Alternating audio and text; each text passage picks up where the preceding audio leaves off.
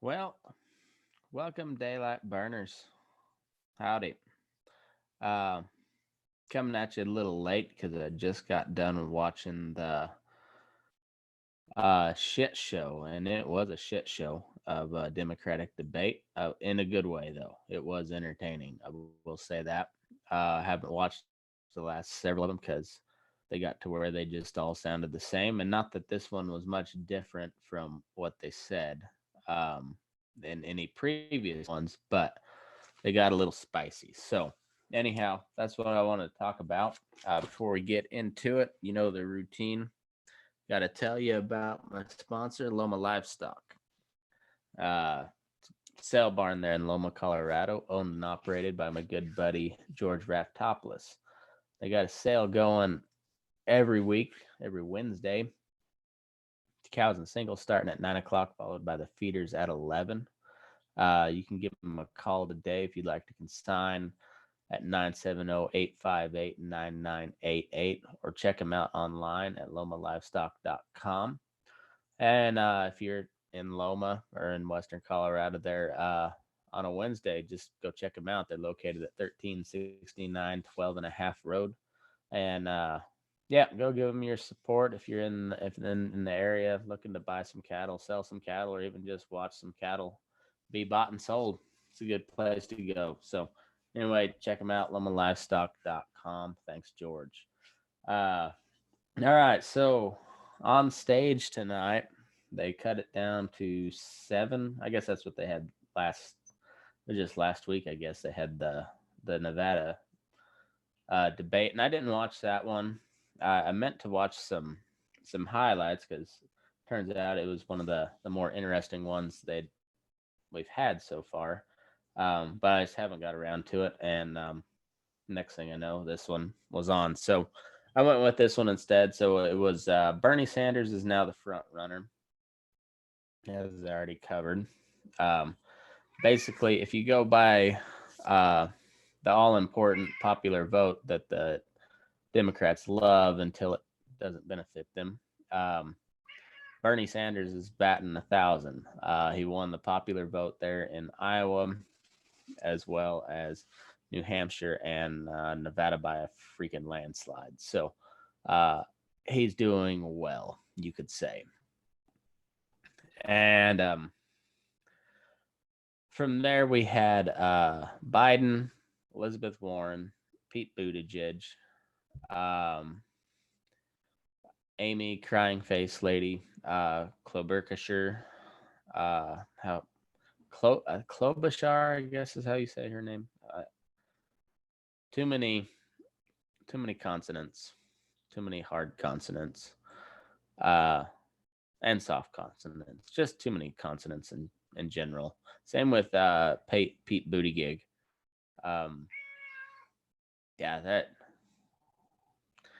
even though Obama had a weird name, it was simple, easy to remember. Obama. Uh,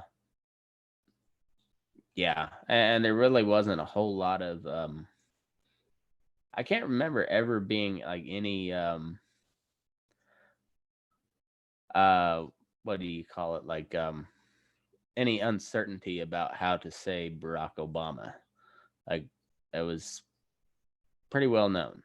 Uh Mayor Pete has been around for a good 6 months now, on the national stage, and people still don't know how to say his name. So anyway, and he also just looked oh, they all looked very petty and whiny and bitchy tonight. But Pete in particular, which being that you're a gay dude, uh, not gonna look um, not gonna look the best for you if you're trying to win over the country as the first gay president. You're gonna want to come off as a little less whiny and bitchy than most gay dudes. But he didn't even come off as gay. He just came off as whiny and bitchy.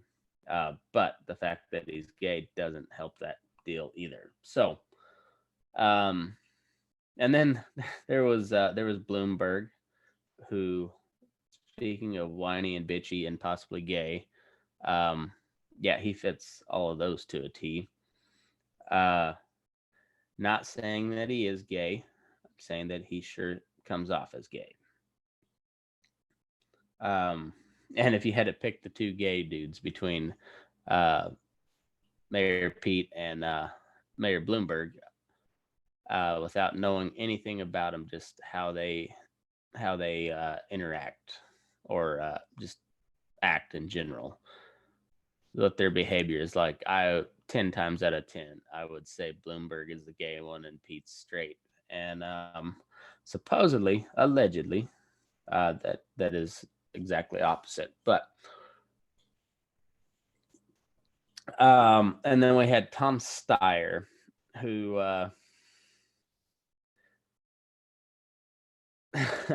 Bloomberg and Steyer, holy shit, those two have spent so much freaking money, and in particular Bloomberg. So who was it the other day? Oh, Matt Wilson, Wampus Cat fella out of Oregon. He commented on a Bloomberg post that I did, and then he's like, maybe I shouldn't even be commenting on this because I don't know who Bloomberg is, and I don't really know what you're talking about now. So I'm sure there's probably some people like that out there. Probably quite a few in my crowd, but I don't know. I post a lot of political stuff, so I'm guessing it's probably a mixed bag of people who don't have any idea who Michael Bloomberg is, and quite a few people who know more than they care to about him. So anyway, he's former mayor of New York, former Republican mayor of New York, by the way.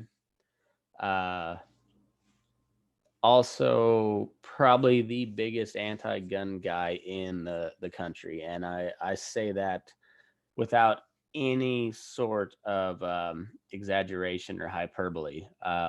If there is anybody who has done more to take guns out of the hands of normal citizens, it is Michael Bloomberg. He started the Everytown for gun safety organization, as well as the Mothers, is it Moms Demand Action or Mothers Demand? I don't really care.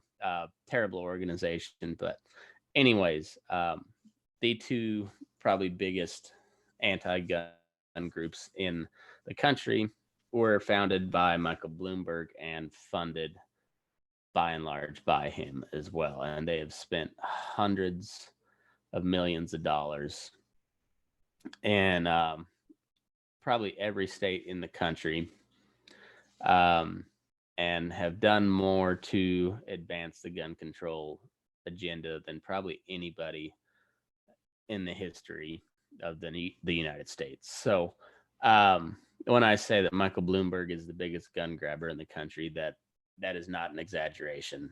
It is not hyperbole. That is fact. But guy who also comes off as a whiny, possibly gay, and he's a Jewish fella too. So you got all that rolled into one. Tom Steyer, who has spent. Oh, that's where I was headed with that whole deal.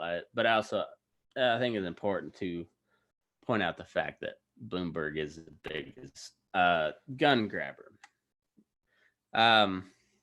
But he has spent, besides his gun control efforts, which has been in the hundreds of millions of dollars, he has spent, I don't know how much he's spent total, but I think it's in the hundreds of millions of dollars on this presidential campaign.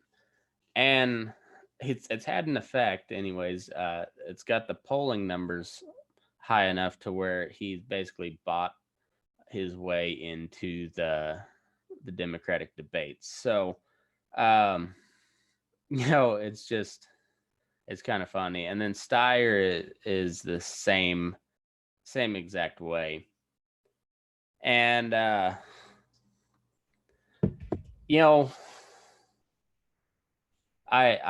it's just kind of funny. I'm glad they spent their money. Um, and I'm glad they are getting the response that they're getting.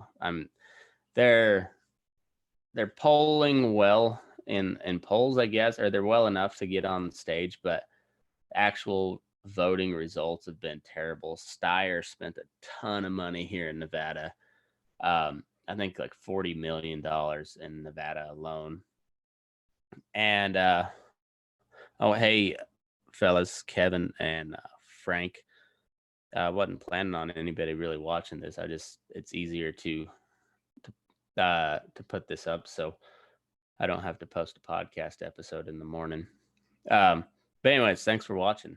But yeah, Steyer spent like $40 million in Nevada alone, and he got, I think, 4% of the vote. Something, maybe not even that. I don't know. He might look that up, but it was very, very minimal amount of votes he received compared to what he spent. And Nevada caucus results.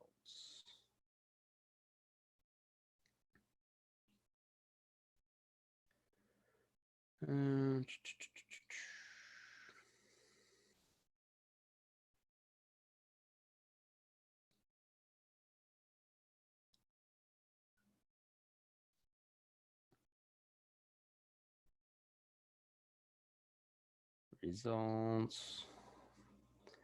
Tom Steyer.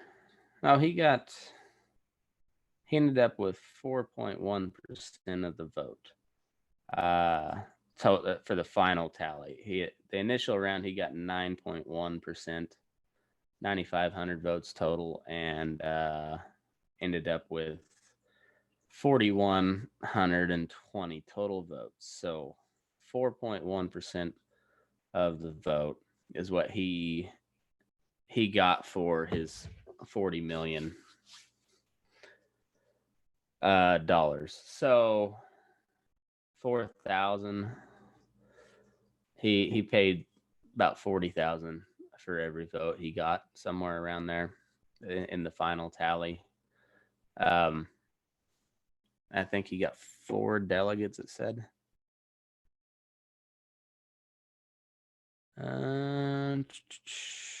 3 delegates. So, almost 15 million per delegate he spent. So, congratulations. I'm sure you pumped some money into the Nevada economy. So thanks for that. And now we won't see your ads anymore. So that's good. And good riddance. He was kind of on a tear today. I will say, but they all were. The ones I had watched previous to this, they didn't get real heated. There was a couple moments where I think like Kamala Harris, when she called out Joe Biden for something racist, something or other. I don't know. It's hard to keep up with that, but she called out Biden, and that got a little chirpy. And then Tulsi called out Kamala Harris for that on the next debate, and that got pretty chirpy. That basically ended Kamala Harris's chances at anything. And then since then, it's been pretty boring. And then I guess the last one, they all went after Bloomberg, and then tonight they were just all over the place. Everybody was at everybody. Everybody was talking over the top of everybody except for Biden, who just complained about it all. Like he is just becoming a crotchety old man even more. And when he finally kind of just gave up hope that he was going to get any time to talk and just was sarcastic, he was pretty likable. I actually kind of enjoyed Biden towards the end of the debate. But I guess I'll go through my notes that I took because I'm a fucking nerd like that. But it was So right off the bat, uh, Bernie's talking, and they go to Bloomberg. Um, I don't know if they've decided that Bloomberg is a viable candidate, or uh, or I really don't know what. Other than that, Bloomberg just spent a fuckload of money to get in this deal, and they kind of just like, all right, fine, you've funded us for the years, so we'll have to let you speak. I don't know what the deal is with Bloomberg, because he was a but he said he was mayor of New York for 12 years. I think they do 4-year terms, so 3 terms as a Republican, who also, like I said, spent the most money to implement gun control, and also he banned trans fats in restaurants, and banned sugary drinks, or large sugary drinks.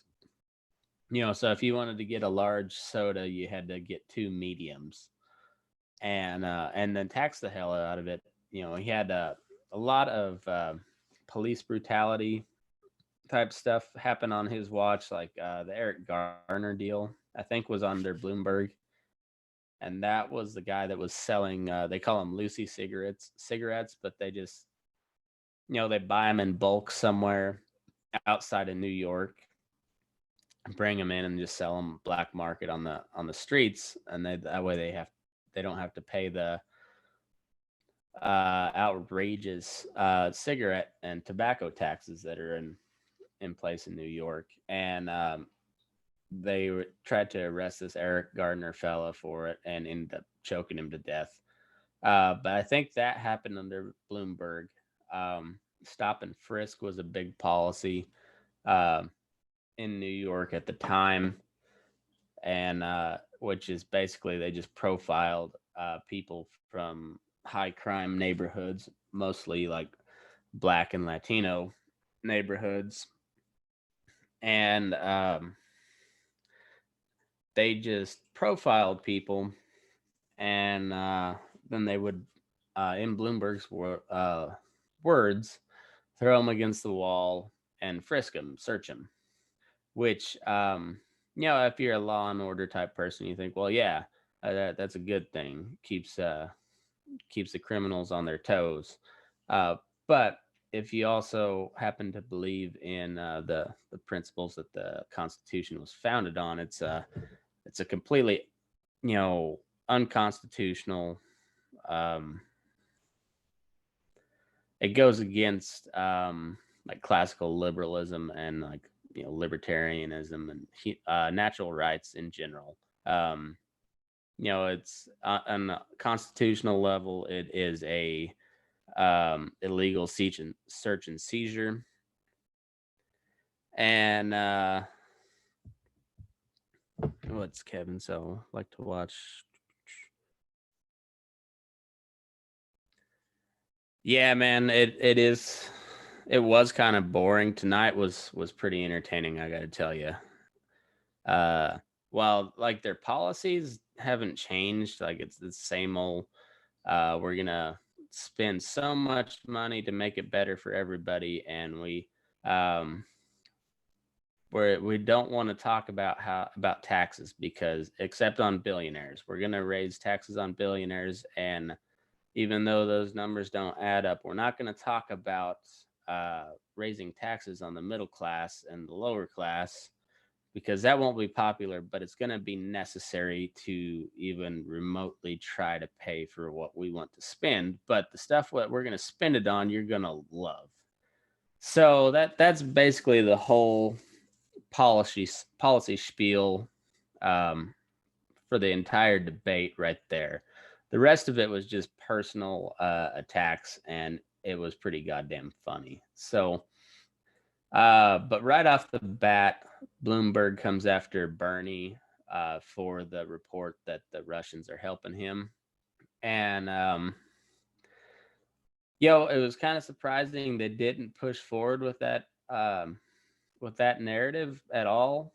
like Bloomberg threw it out there, and then Russia was brought up just that one time, I guess, because Bernie did, like I've talked in the past, um, he just he's a puss, and he instead of just saying, well, this is bullshit report. You guys are pushing this because you don't want me to win, and you're kind of scared because I'm winning right now.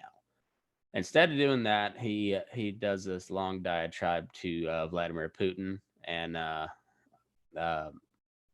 the Chinese president or chairman or whatever they call him. Did a long diatribe and lecture about how they need to stay out of our elections. Instead of just saying, "Hey, this is bullshit. This is a deep state attempt to by the Democratic elites to stop me from winning," which is what it is. It's the same shit they pulled on Trump. And I was gonna tell this story the other day, and I forgot to get around to it. But it's one of the reasons I think that a lot of people like Trump, especially like my type of people, the ranching, uh, cowboy, rural, even farming type people that very kind of self sufficient, uh, just and just rural in general. But part of the reason they like Trump is they know he's an asshole. They make no bones about it. They don't expect him to be a moral leader, but they like him because he's gonna fight, and he's gonna probably fight dirty. He's just gonna win, and then when he wins, he's gonna rub your face in it. And there's something about that people like. I kind of like it. And the story I was gonna tell, I'll go ahead and tell it tonight because I think it's pretty relevant, especially like if you're following like what I was talking about with Bernie versus Trump. There's a lot of similarities, but the places where they're different are pretty huge, and they're mostly not even ideological points. It's just personality traits, I would say. So when I was working for Cactus at the confined cow calf deal, I think at one point we had 75 or 80 head of bulls, quite a few. But at the time I think we had 11 older bulls, and then we had just bought some yearling bulls or long yearlings, first breeding season on them, virgin bulls, and so they're pretty small. We put them on heifers, and these were all time synced AI, and then we turned bulls out for cleanup afterwards.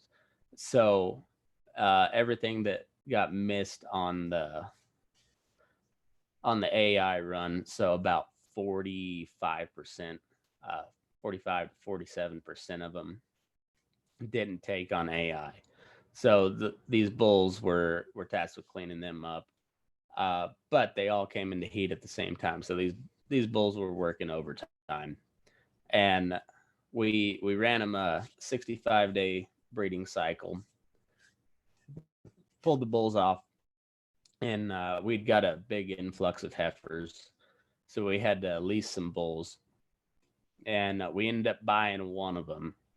So they came to pick up the rest of these bulls, uh, and they left us this one that we bought, and they just, like I said, just come off a 65-day time sync AI breeding cycle. So they had a couple days of real intense fucking, about 20 days off, and then another cycle of pretty intense, not quite as much, but they worked. They were working, and these bulls were pretty wrung out, pretty tough looking by the time that was all said and done. And so they loaded up that one bull, or they left us that one bull.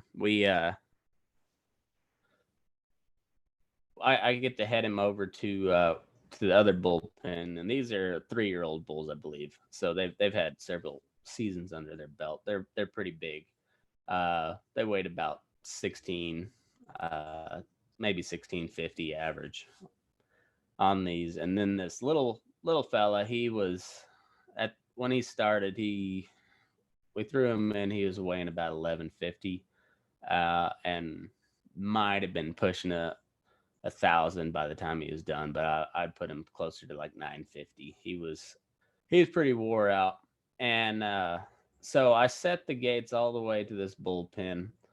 That way, I could just keep him there at a trot, because if you ever worked with bulls, they're just, if you let them look behind them, or you let them look at another bull when you're moving them, you're just gonna have to fight them the whole way. So if you keep them at a trot, you can hopefully avoid most of your distractions, and get them to where you're going with the least amount of fight. So I set my gates up beforehand, went back and got him, trailing him over, and he rounds the corner, headed to his home pen, and immediately just catches a long trot, and starts bellering. And these other bulls outweigh him by a good 400 pounds minimum, and he's just, like I said, just stepping out, moving, and bellering the whole time. And the kind of lead bull from that pack, he meets the little fella at the gate and just almost drops him, and just big old crash. And little fella, he wavered, kind of got a little jello legged, and then just kept coming, and eventually had that big bull pinned in the corner. And then he went and grabbed a drink of water, and just stood at the water tank and bellered. And they kind of left him alone. I saw him, kept pretty close eye on him the rest of that day, and then the next couple days. And he was fighting quite a bit, but he was never in a corner or anything. He was holding his own, and that reminds me a lot of Trump, because there's a lot to not like about him. The arrogant attitude, um, the constant just shit disturbing on Twitter. While I think it's funny, it's because it is, the stuff that he says typically is pretty funny. He's got good timing. He's a pretty natural comedian type, but not necessarily something you want the leader of the free world saying. So there's that. There's also the fact that he's pretty moderate, more towards the liberal side of the Republican spectrum, which me. Uh, Speaking of which, I need to change my voter registration. I don't know what I'm going to change it to, but I can't stay a Democrat any longer than absolutely necessary. So when I'm done, I will change that real quick. Um, but he's pretty soft on like social issues, from a Republican standpoint. He's very soft on the limited government side. He is very much a tax and spend type fella. He got the tax cuts passed through, um, which is good. Credit to him for it. But he didn't cut any spending, and actually he increased it, and we've got like $1 trillion deficit, not debt, but deficit. 1 year imbalance of $1 trillion. And it's going to get worse as the time goes on. So there's a lot not to like about him, but it's that attitude of just uh, fuck you, I'm coming for you. He that's a lot of the reason why Trump is so well liked. I mean, he's gonna fight.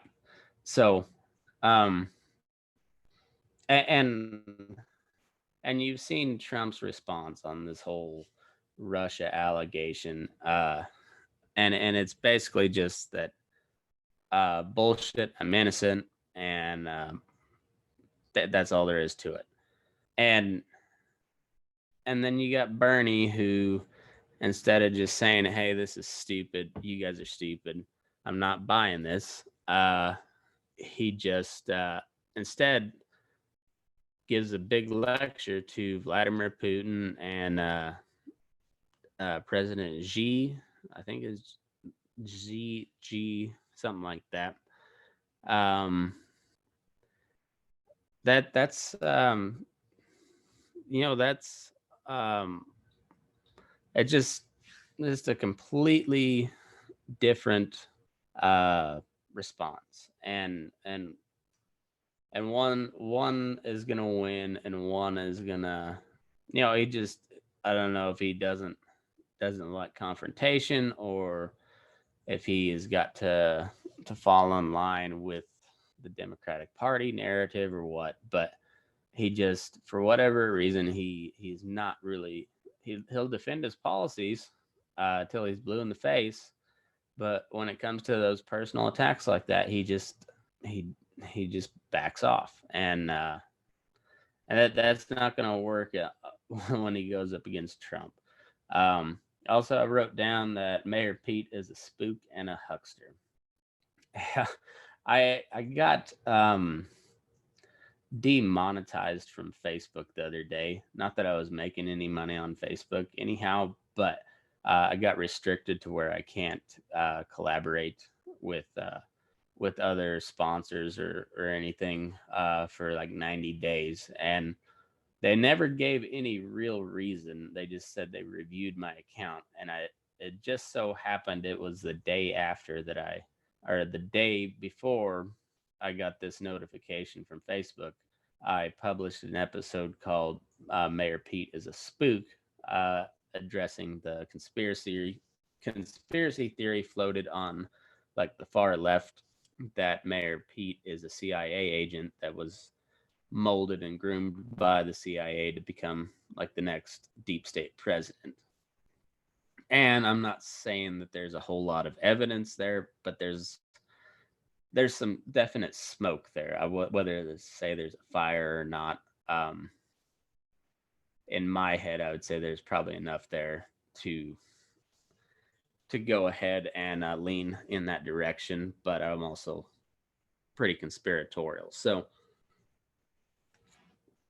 anyhow, I did not out and out say that he was a spook, except for in the title, which was just kind of a tongue in cheek deal. But seeing how they didn't give me any reason as to why I was demonetized, the timing seems very coincidental, too coincidental. So I think with their campaign crackdown on fake news, that probably triggered something or other, and yeah, so now I'm demonetized for like 90 days, but which is all well and good. We should hit 10,000 follower mark.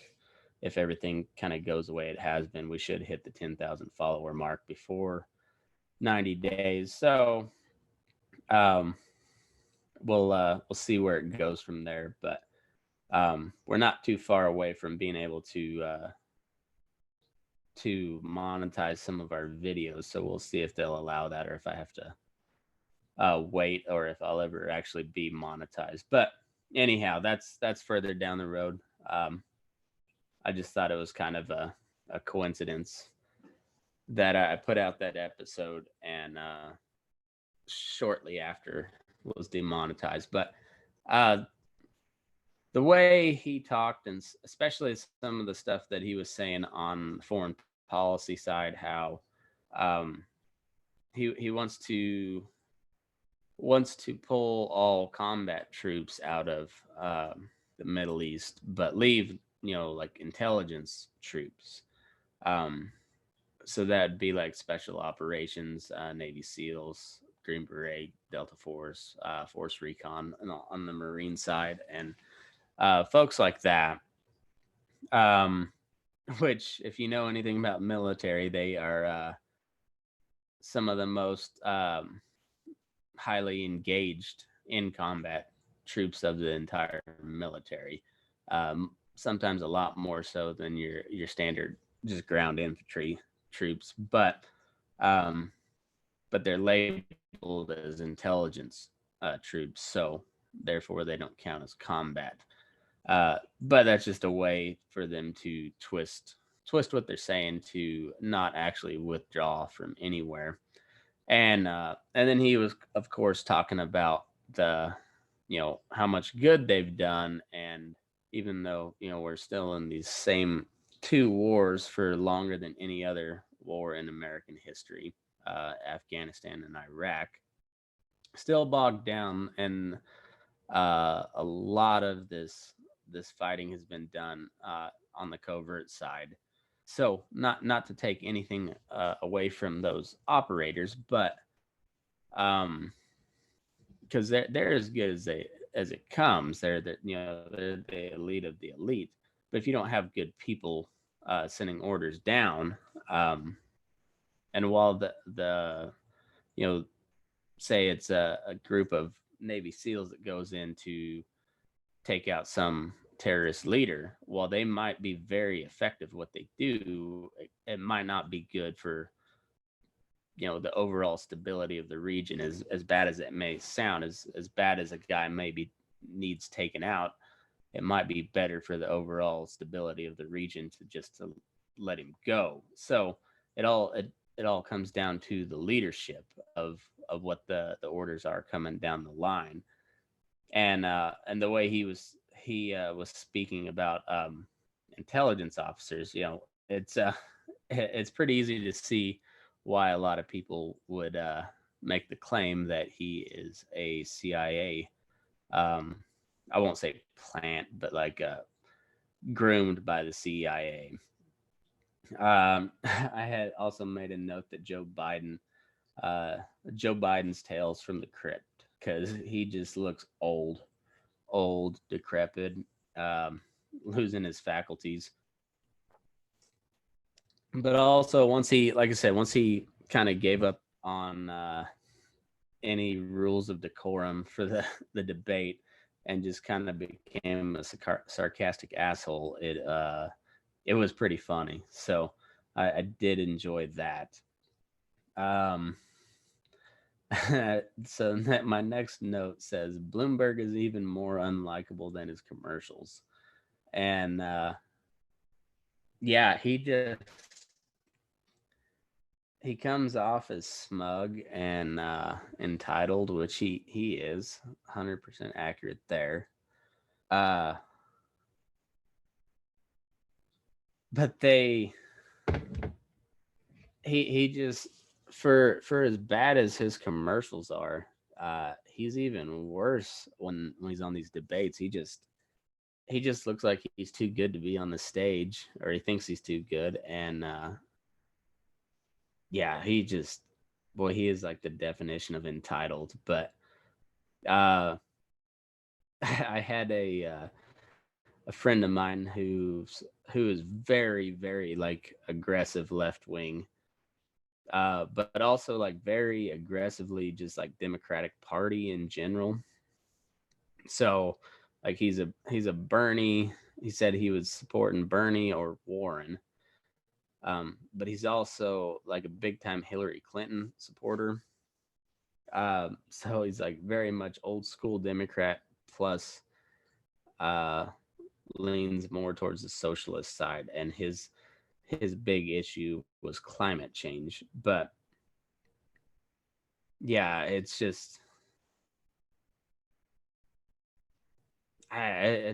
funny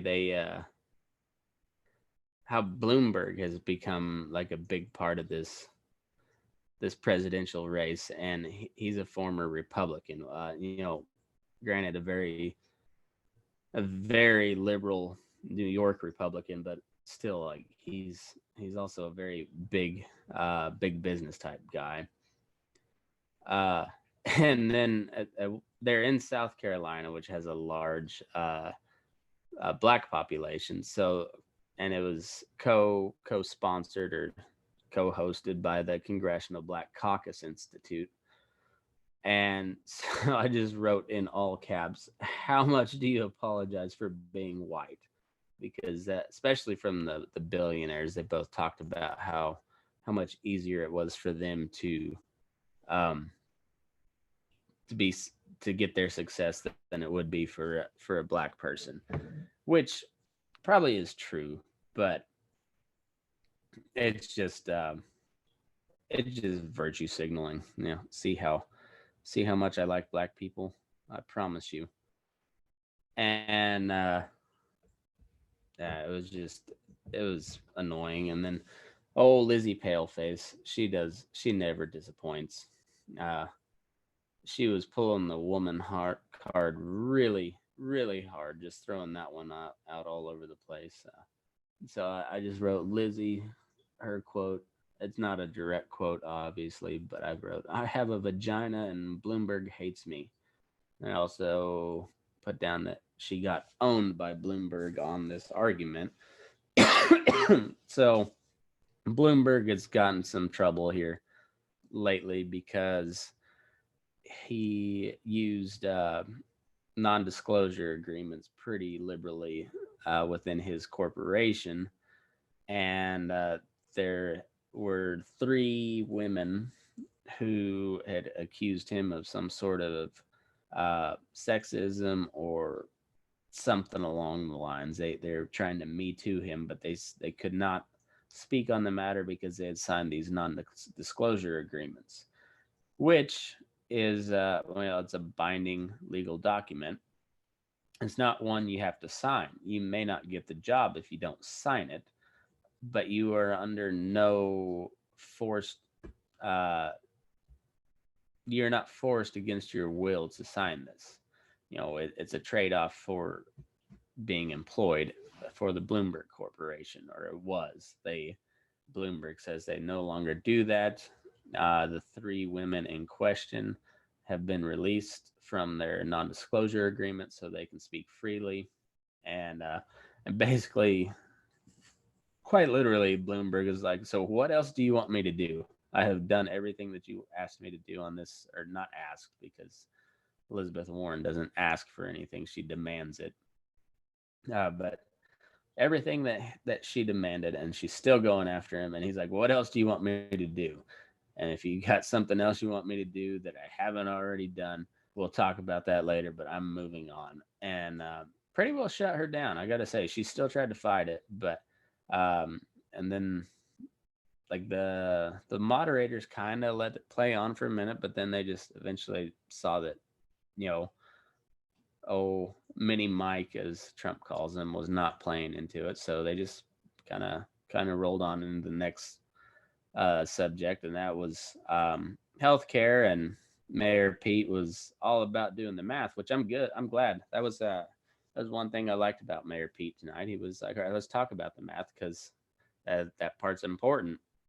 It sounds all pie in the sky. Give everybody all the health care all the time, and the rich people will pay for it or something." Um, it sounds really good until you get into how you pay for it,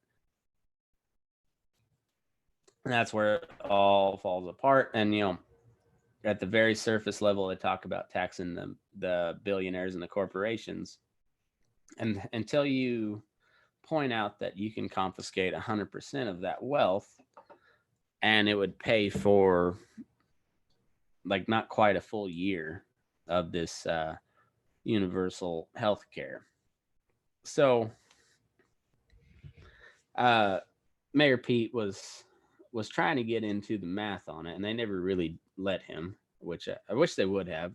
But I understand it doesn't make for compelling TV when you're just talking numbers. But me being the political and kind of economic nerd that I am, I like to hear this, and not only to tear down their arguments from a sound economic standpoint, which I'm no economist by any means, but um, I sound like I should win the Nobel Prize compared to some of these people, and I don't know that much. To be 100% honest with you, I like I said, I'm not an economist. Don't claim to be, but I have read a few books here and there, and quite a little bit into it, but not nearly enough to make me an expert of any sort. But I feel like I could talk circles around these people on economic policy. And Bernie just responded with his typical, well, kind of what got him to where he's at. His talking points that haven't changed since the '60s, plus his kind of being a lovable old cranky grandpa or uncle. There's something about him I kind of like. Just he's just a crotchety old fart, and he's got some pretty good one-liners every now and then. And so then it became kind of a shouting match of, and it was a pretty good point by Mayor Pete too. Is like the worst scenario for Democrats is or for the country in general is a Trump versus Bernie general election. And he had some good points there because like if you're tired and exhausted of politics, it's just going to get worse if Bernie gets the nomination, and it will. It doesn't matter who's going to get the nomination; it's going to get worse. And then Tom Steyer was kind of agreeing with Mayor Pete there, and his basically he's just like, "We're fucked." He didn't say that, but that's what I wrote. And he's like, "Oh my god, I'm scared," and I think he actually probably was. And then Biden finally gets a chance to speak, and he's like, I've been there. I've talked to these world leaders. Oh, and also I'm a tough guy. I won't let him do something or other." And then Steyer's talking about how he fights for racial equality, and I just wrote all caps, a couple exclamation points. "I love blacks more than you do."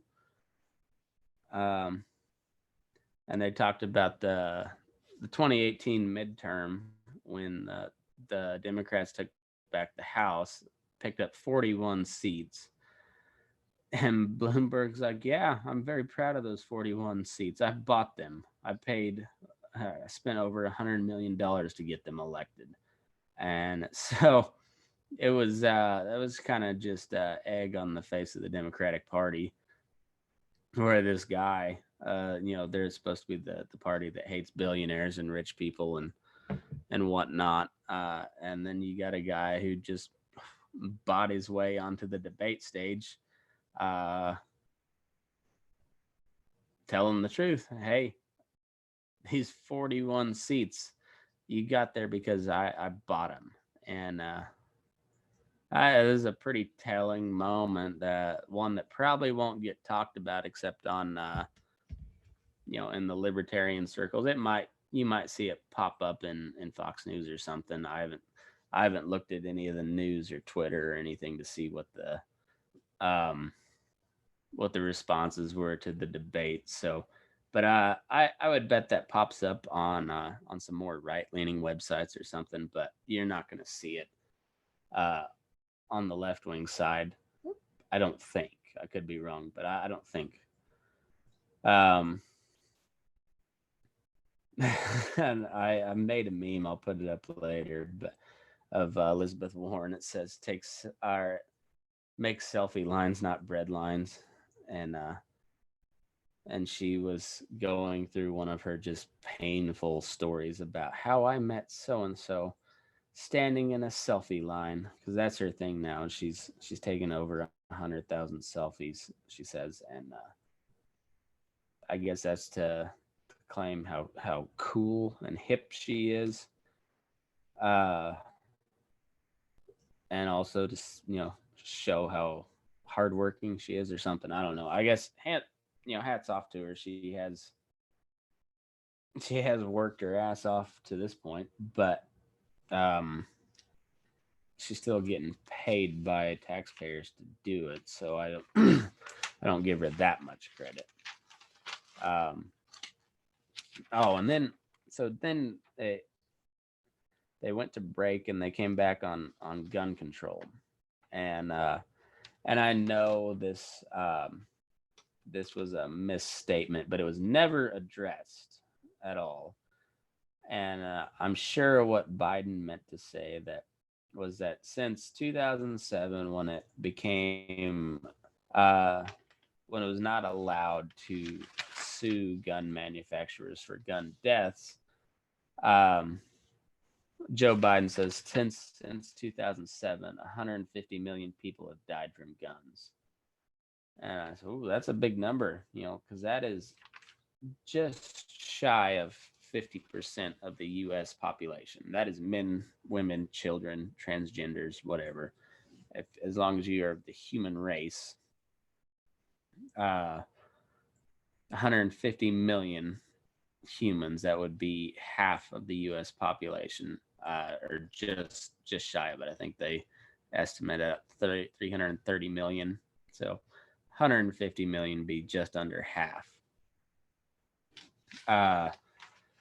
And so I looked it up. I was talking with Ro about this because I couldn't believe he said that. And then I was like, well, that's obviously. And I said, well, all right. So I was ballparking it at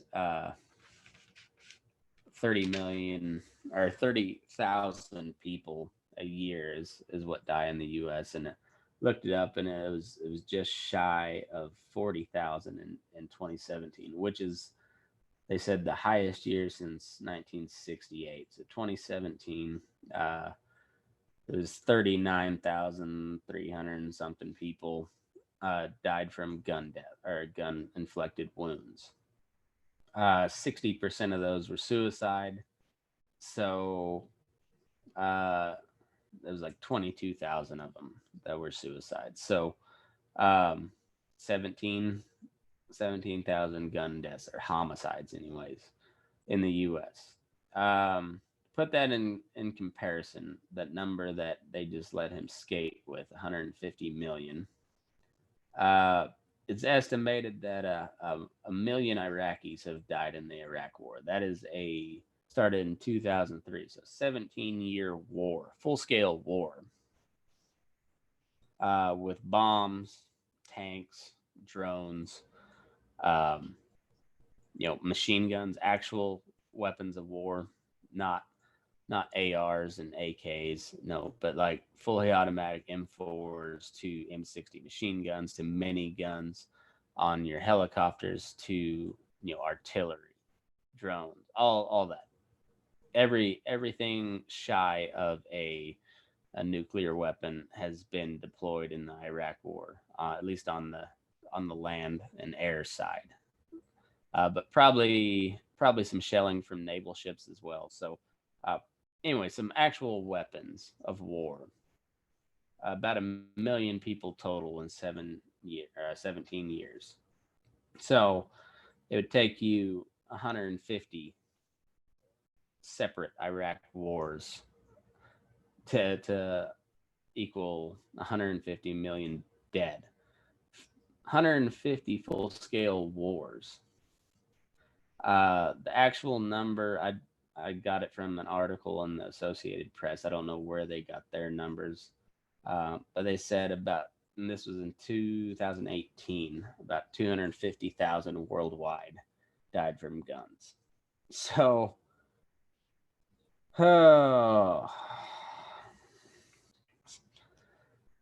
so 4 times 150 would be 600 times, 600 years of the amount of gun deaths in 2018. 600 equal years of that to equal 150 million people.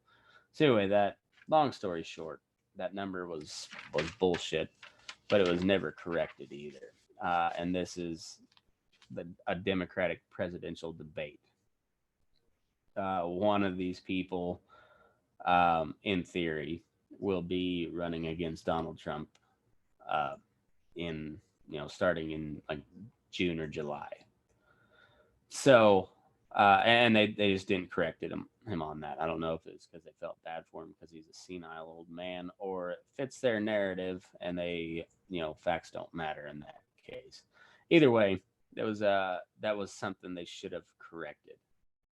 And like I said, I haven't looked at any of the reactions, but I'm sure somebody, at least on the right leaning side, has corrected that. Um, so I also put Bloomberg's responses. I hate guns more than you do.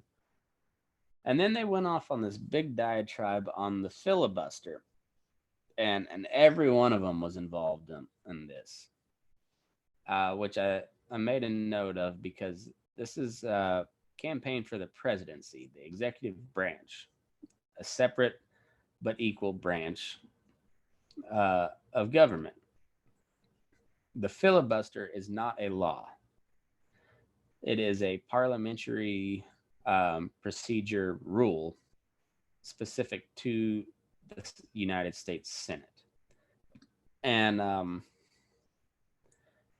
sure most of you know about the filibuster by now, but if you don't, basically it means on any major legislation that gets voted on, must meet a 60 vote minimum or 60% minimum to pass. So basically, what that does is when any party is in the minority, it protects them from being overrun by the majority party. What is curious about this whole deal is, besides the fact that it's a bunch of presidential candidates weighing in on this, what's even more weird is it's a Democratic presidential debate, and the Democrats are the minority party in the Senate right now, which would serve them well, and does. If there's, say, the Republicans take back the House in this year in 2020, they take back the House and they maintain their lead in the Senate, but they don't get to a 60 member majority. Say they pick up one seat, and now they have 54 senators to the 46 from the Democratic side. The Democrats still have the ability to filibuster anything, from a monetary deal, a budgeting deal, or any major piece of legislation that passes through. And up until recently, it was Supreme Court justices as well. They got rid of the filibuster during this current presidential term because all the Supreme Court justices were going to be blocked by the Democrats unless they remove the filibuster. So they went with which is called the nuclear option. And this is, I know it's really in the weeds, but it just really funny that you had presidential candidates weighing in on their opinion of whether or not to get rid of the filibuster in order to pass what they call common sense gun safety legislation, or grab your guns. So what they're proposing is universal background checks and assault weapons, air quotes, assault weapons ban. Um, it's a gun grab. It's what they've been trying to get pushed through for quite a while now, and they're talking about nuking the filibuster rule in order to pass it when they don't currently have a majority in the Senate. Like I said, the whole thing was weird why they went off on this whole tangent, but from there it went into foreign policy, and most all of them said some good stuff on foreign policy, on how we should try as much as we can to get out of the Middle East. Bernie was the only one that was just saying, "Let's get out," and he was the only one that raised the fact that he voted against the Iraq War. So I'd say he won that whole deal. In my mind, as you know, I'm pretty against these Middle Eastern wars. So um, there was, but that whole segment seemed like they were just trying to get through it and move on. Um, I wrote down a note that Tom Steyer, once again, not a direct quote, But my summation of it, tongue in cheek, was I bought a grassroots movement. It's not hard. And he talked about building a grassroots coalition of activists, and he's like, "Yeah, it can be done. I've done it. I've funded all these groups. Yes, you're also a billionaire, um, and you're trying to preach to or win the Democratic nomination, who is by and large anti-billionaire and anti-corporation." And then I put down Biden, said they're not playing by the rules, which he just kept chirping in about how everybody kept going over their time and talking over. And that's about when he was just like, "Fuck it, I'm gonna talk and be sarcastic." And he had some pretty good one-liners. I can't remember. I didn't write any of them down, but it was pretty funny. And and Pete chimed in. Mayor Pete chimed in about how Trump's social policy is from the 1950s, and Bernie's is from the 1960s, just basically calling them a bunch of boomers. Um, and from there, it kind of fizzled out, but it was interesting. A lot of fireworks, a lot of shots, a lot of people called out, a lot of shots fired. Uh, Entertaining, the most entertaining one yet. From a policy side, they're all still crazy, um, equally crazy, because they're all bad on something. They're all bad on most things, but some are less bad in certain areas than others. Um, Overall, Donald Trump won this debate as well.